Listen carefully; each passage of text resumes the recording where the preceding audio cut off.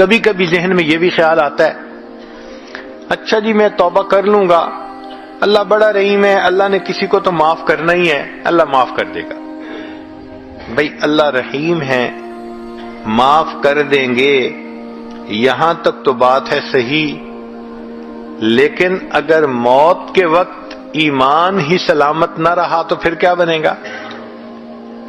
حدیث پاک میں ہے کتنے لوگ ہوتے ہیں ان کے نام ساری زندگی مسلمانوں کی فہرست میں رہتے ہیں، موت کا وقت آتا ہے ان کا نام مسلمانوں کی فہرست سے خارج کر دیا جاتا ہے۔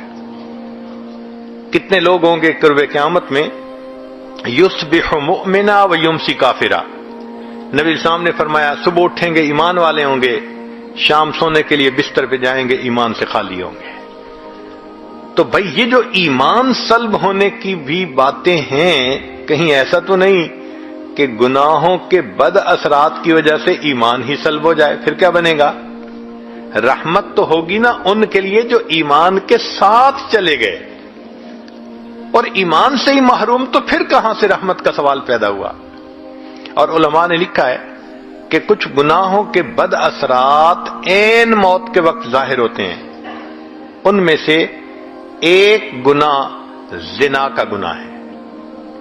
اس زنا کے گناہ کے اثرات دنیا میں تو ہوتے ہی ہیں، موت کے وقت بھی ظاہر ہوتے ہیں۔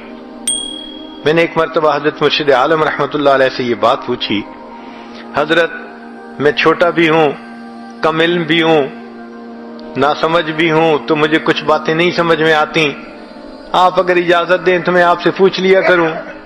حضرت بہت خوش ہوئے، فرمان لے کے پوچھا کرو۔ تو میں نے یہ سوال پوچھا کہ حضرت تلبیس ابلیس کتاب میں ایک واقعہ پڑھا ہے، ایک حافظ قرآن تھا جس نے کہ بد نظری کی، شہوت کی نظر کسی پر ڈالی، اور اس کی وجہ سے 20 سال کے بعد وہ قرآن پاک سے محروم ہو گیا، قرآن پاک سینے سے ہی نکل گیا۔ تو میں نے کہا کہ حضرت اس ایک مرتبہ کسی غیر کو دیکھنے پر اتنی بڑی محرومی کہ قرآن پاک سے محروم ہو گیا، یہ تو بہت بڑی سزا ہے۔ تو حضرت نے فرمایا اصل میں یہ اللہ کی غیرت کا معاملہ ہے۔ وہ کیسے؟ کہ اللہ تعالیٰ چاہتے ہیں میرے بندے، نعمتیں میں نے دیں، پیدا میں نے کیا، اب تیرا دل میری محبت کے لیے وقف ہونا چاہیے، یہ میرا گھر ہے۔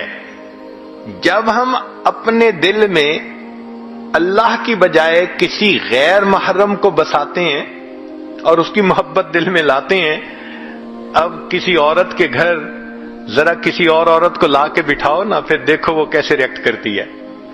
تو فرمایا یہ اللہ کی غیرت کا معاملہ ہے، اور اللہ کو جب غیرت آتی ہے پھر اللہ تعالیٰ کوئی بھی سزا دے سکتی ہے۔ تو اگر ایک مرتبہ کی بد نظری قرآن پاک سے محرومی کا سبب بن سکتی ہے، تو یہ جو آج اس کے ساتھ افیئر ہے، کل اس کے ساتھ ہے، پرسوں اس کے ساتھ ہے، میرا ٹائم نہیں گزرتا، میں تمہیں ہر وقت یاد کرتا ہوں، میسیجز چل رہے ہیں، ملاقاتیں ہو رہی ہیں، پھر اس کا نتیجہ کیا نکلتا ہے کہ انسان موت کے وقت ایمان سے محروم ہو جاتا ہے۔ علماء نے لکھا ہے زبان پہ فالج پڑ جاتا ہے، کلمہ پڑھنا بھی چاہے کلمہ نہیں پڑھ سکتا، اللہ توفیق چھین لیتے ہیں۔ تو اس لیے ایسے گناہوں سے توبہ کرنی فی الفور ضروری ہے۔